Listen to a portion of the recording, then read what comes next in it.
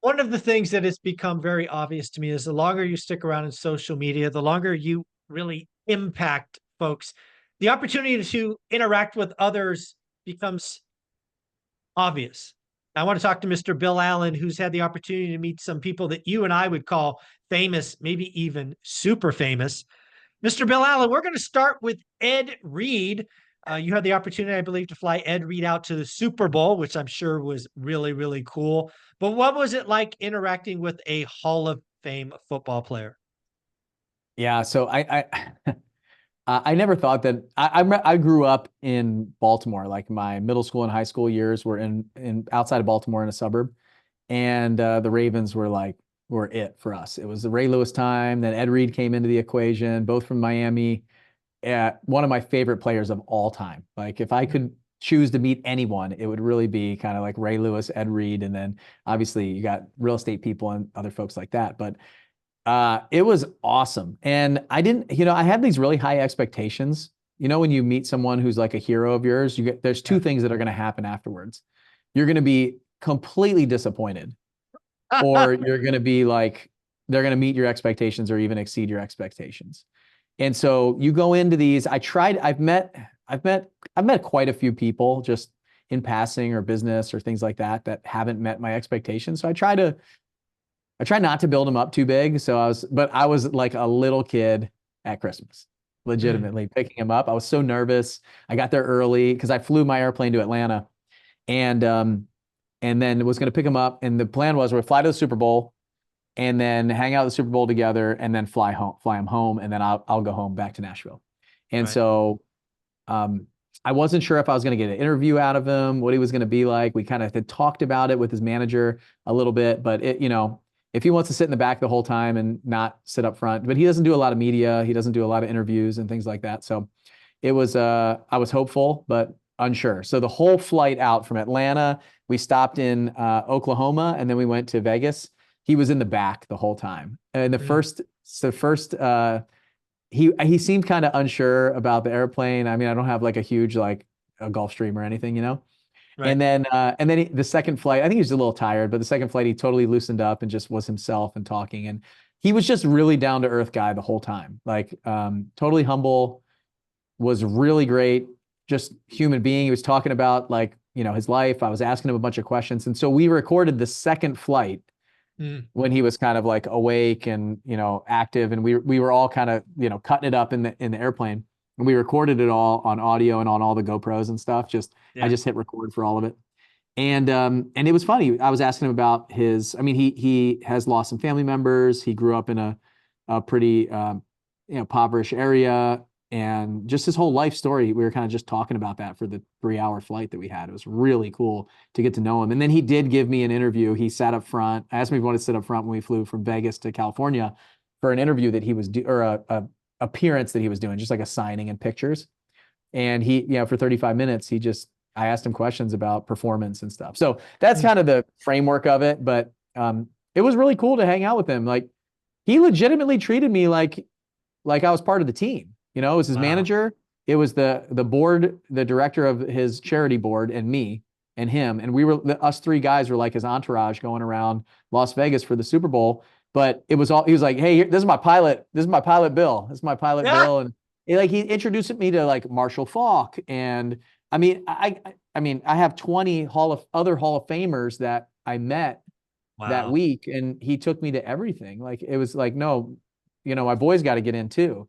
And it Yeah. was us three. So it was just really cool. Like it was going to, and he didn't have to do that. Right. So he definitely exceeded my expectations, for, for that at least. Right. And you probably asked me a question, but I have no idea what it was in the beginning. So No, I think this is about meeting your heroes. I mean, a lot of opportunities come your way, and Ed Reed for you, obviously was. I mean, I can just imagine as you're waiting outside to pick him up because I know you show up early. You're kind of replaying stuff in your head from when you were a teenager watching the game, and he's making an interception or a key tackle or whatever it is. So yeah, but it had to was be so really cool. stressful. It's like, do I give him a high five, a hug? Do I just say hi? Do I shake his hand? Like I like play chess in all of these situations in my head. I try to think through all the outcomes of like, what's it going to be like? And just like, So I'm like, just be cool. Don't be weird. Don't tell him how much you love him, love the Ravens, like diehard fan, bleed purple, all this stuff. And it was totally different. Like I met Emmett Smith that weekend, and I remember watching Emmett when I was a kid. In Thousand Oaks, they had their training camp there, so we like carried the helmets as kids on bikes for the Cowboys. And I would watch him, win Super Bowls and run all just unbelievable. Lawrence Taylor was there.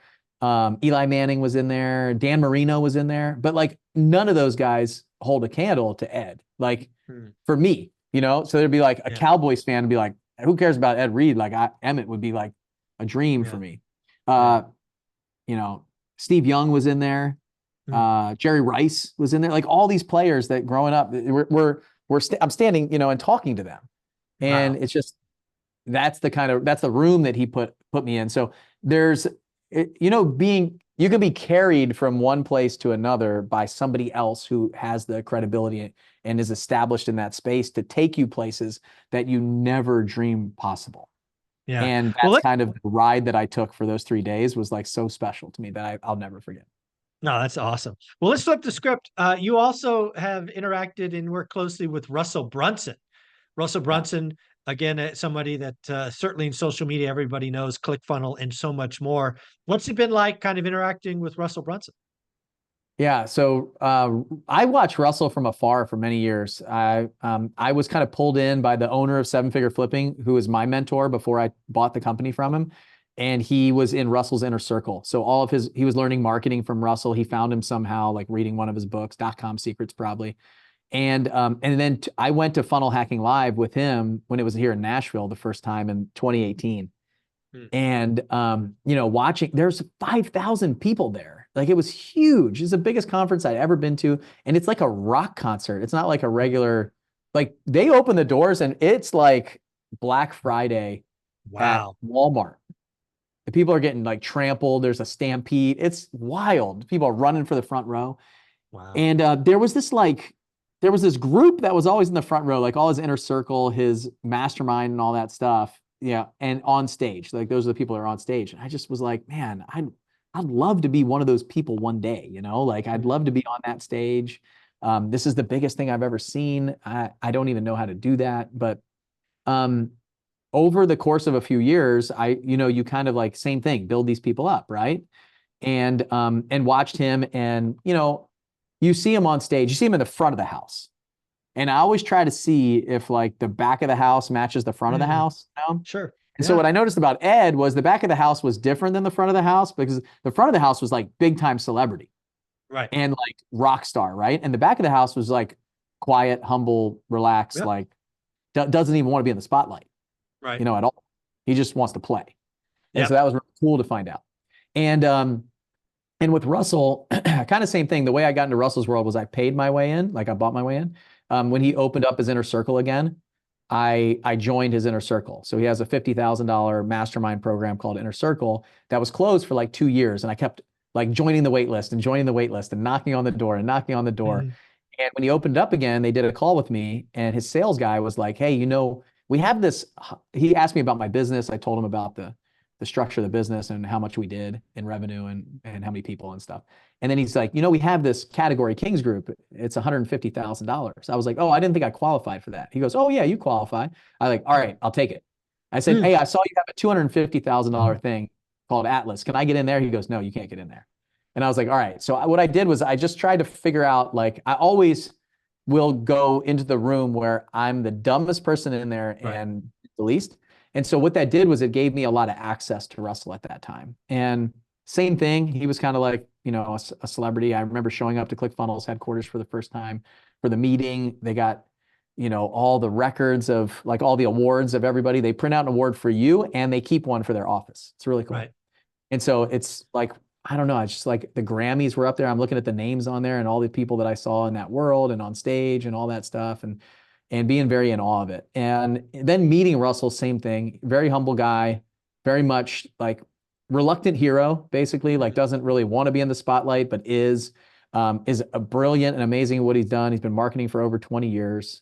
He gives credit for people that you would have no idea who they are that have impacted him. I was able to I had the opportunity to interview him in my plane too. And it was one of my favorite conversations because in there I said, Russell, every time I'm with you, you like in that interview, he mentions like 3 people I've never heard of before in my life that Mm. were marketers that he learned from, that he has massively eclipsed them and still mentions their name.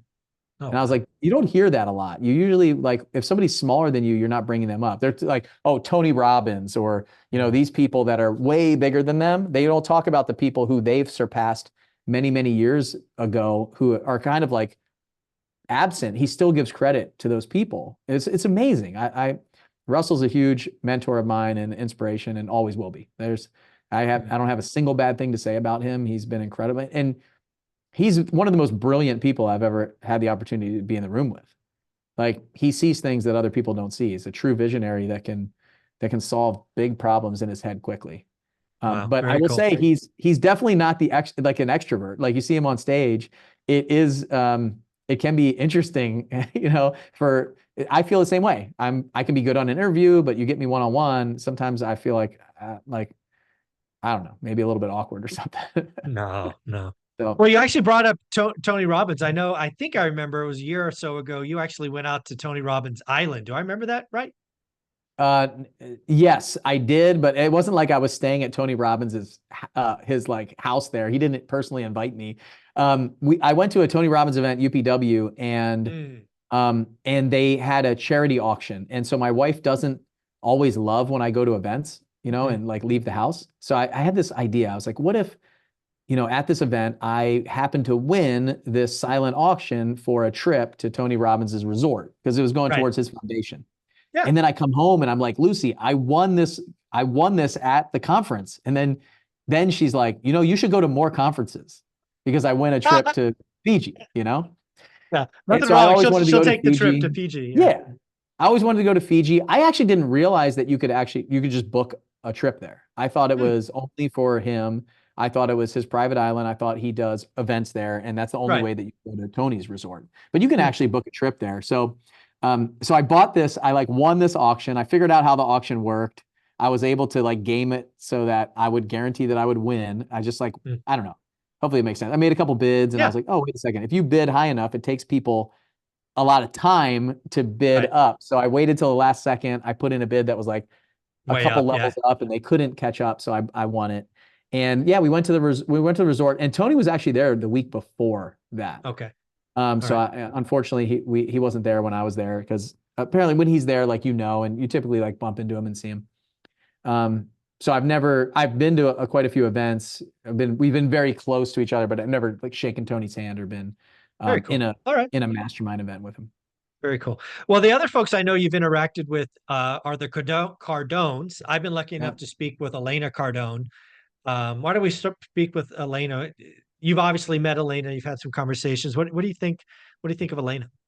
Yeah, so I'll kind of qualify this as well. I was invited to go to an event that Grant was putting on in San Diego, who like there were some like real estate influencers and just social media people that they were trying to get over there to be Hmm. part of their challenge and be an affiliate.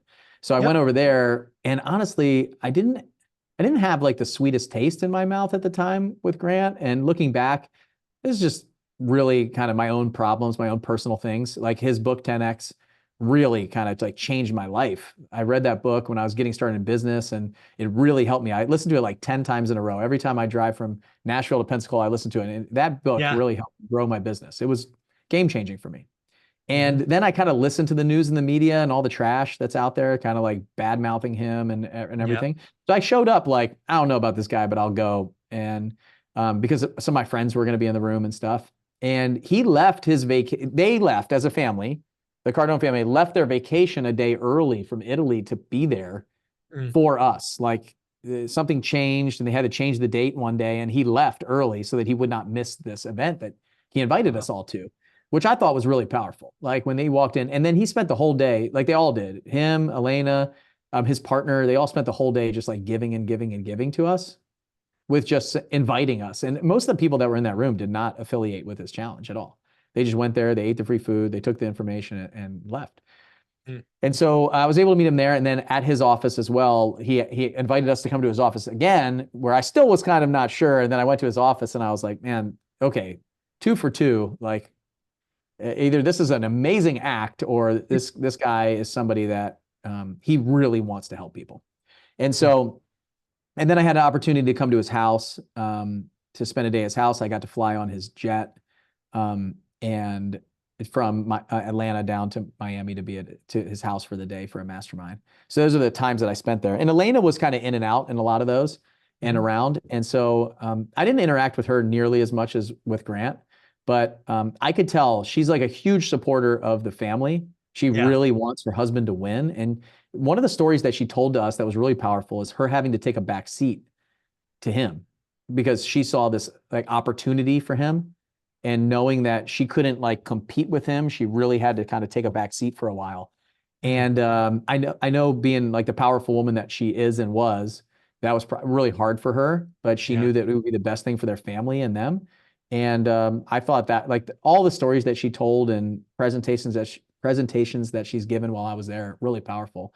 And in knowing her, I think they mean well. I really appreciate what they did. I don't agree with everything that Yeah. I don't believe everything that they believe, but I can tell you what, both of those interactions, especially with her, has been eye-opening for me of what a really engaged, powerful, dedicated spouse could do for a business and a husband. Yeah. And it was I think, really cool to see. yeah, I think what they've done. I mean, I remember when Grant and Elena had their podcast or whatever they had on the, like every Thursday they would do it together. It was entertaining. I enjoyed watching that. I'm lucky enough to speak with Elena once via Zoom call. She's very gracious, very knowledgeable, clearly knows her stuff. So I think Elena's amazing. Oh, So she's let's brilliant, like really oh smart woman. And she could, oh in her no own doubt. right, at that time where she had to take a back seat, she could have built a really big business on her own. But she just knew what they could build with them together and moving in the right direction. And the kids were little and everything that was going on then. I thought, I mean, Yeah. that's like a sacrifice that she made that was probably very difficult for the future for them as a family. No, I agree. Well, let's finish it up with the man, myth, the legend, Grant Cardone, somebody that is very polarizing. You hate him or you love him. I frankly, I think he leans into that. I think he doesn't want to be in the middle. Uh, I think he invites the hate. Um, but maybe that's just my outside opinion. I've never met the man, so I know nothing other than his social media. No, that's 100% true. Like, and he talks about it very openly with us, with me. And it was hard. Like I remember I did a YouTube video about like this woman, Tennessee fly girl that crashed just south of my airport. And I was like, everybody was bashing her, everybody in the comments. And I just kind of came on and said, look, this is another pilot. This is another human being that lost their life. Like people are saying like, and so I just was defending her. And 90% of the comments on that video, it's the most viewed video on my channel, and 90% of the comments are people bashing me of like, you don't know what you're talking about, you're an idiot. Like that was the first time that I really experienced the level of harshness that is out there online. And this is what he goes through every single day. And so he's like, if you haven't gotten a hater today, then you haven't marketed enough, is one of the quotes that he says all the time. And honestly, like those people, like they're driving the views, that video. And I didn't make it to expecting to get like thousands and thousands of comments of people calling me every name from a homosexual all the way to like, I'm in love with this woman. I was like, what is Oh, even happening here? Like, this is nuts. I both mean, things can't be true. yeah, exactly. But they're talking about what I'm wearing and how Yeah. stupid my face is. Like, I mean, you name it. I had to stop looking at it. But what it did was it showed me that, and that was the most viewed video, still is. And it showed me like, that's like, I don't know. So anyway, he's right. If you want to build a brand and have a lot of followers, for 1 million followers, you need about 10 million people to hate you or not agree Wow. with you or just not agree with you, you know? Yep. It's just, that's it. But his saying is like, love me or hate me, you're going to know me and know Right. who I am. And that's his goal, is to just get people to know him. So that's one thing. Now, the same thing with like front of the house, back of the house, when we go back to that conversation, that's what was interesting to me with him. And something that I feel like kind of originally turned me off was like the person that you see online is not necessarily the person that he really is. Mm, And so when you see this, like, so we asked him about it, like specifically asked him about some of his ads that he's putting out, where he's like got his hat on sideways and he's like throwing $100 bills. He's driving up in the Rolls Royce to the Gulf Stream, you know, and like it's all sensationalized stuff, right? It's like this is made for TV. And he was like, so somebody at the mastermind asked him about that ad specifically. Like, yep. why do you run those ads? And he's like, well, what I'm trying to do, he's like, look, the problem is you're trying to talk to the people that are like you. Like those people already watch your stuff. He said, I got to break through to a totally different audience. I'm trying to break through. He said, this is him talking. He's trying to break through to the underserved community to show them that real estate is a potential for them. Real estate and sales is a way out of those bad neighborhoods. And he said, when he looked at his competition, it was rappers and athletes. Yep. He's like, those people are trying to be rappers or athletes, basically. And so the only thing that is going to get interesting to them is money. Like throwing around money with rap music in the background, hip hop music in the background, going to the plane and stuff. It's the minority community that he's trying to wake up and say, you can do this legitimately and make a ton of money, and you can have the Gulf Stream. You don't have to, you don't have to do that path. There's another path. Right. And he said, if you saw that ad as an entrepreneur, he said, our targeting was off. Like, I'm not serving that ad to you. He's like, that ad's not for you. Right. So you saw it because somebody shared it with you, or our targeting was off, but that ad's not for you. It's the fact that it's so noisy out there that I got to break through. And then once they come in on an ad like that, then he can start, warming them up. So that was interesting to me, is like being somebody you're not to attract the audience that you're trying to attract and knowing what they will react to. Because when I met him, he was, he just wasn't that way. He's not like throwing around his money all over the place and like, hey, it's Grant Cardone. What's like, it was, I mean, I flew on his Gulf Stream. It was just me. It was me and one other guy there, another marketer from South Africa. And he spent the whole time asking me questions about me and my business. Wow. He was not conceited, talking about himself the whole time. How awesome is this jet? Like those kind of things. He wanted to get to know me, and he was selling me anything, just a normal guy. And I think under all this stuff, that's what's really happening. So there's a lot of assumptions that we make about people and their motives and these kind of things because we don't know them. I will never judge anyone that I don't meet in person again.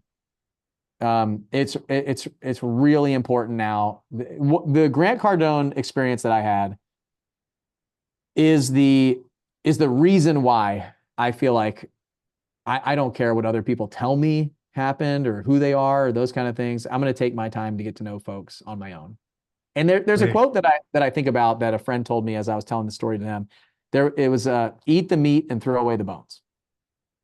And so what I can tell you is I can learn something from anyone, even somebody I think is 180 degrees out from me. I don't agree with anything that they're talking about. I can learn something from them. And so I try to spend my time being that kind of guy now, is like getting to know those folks. But I thought, I don't agree. Like I said, I don't agree with everything that Grant does or says or anything like that. But I was very happy with the experiences that I had with him.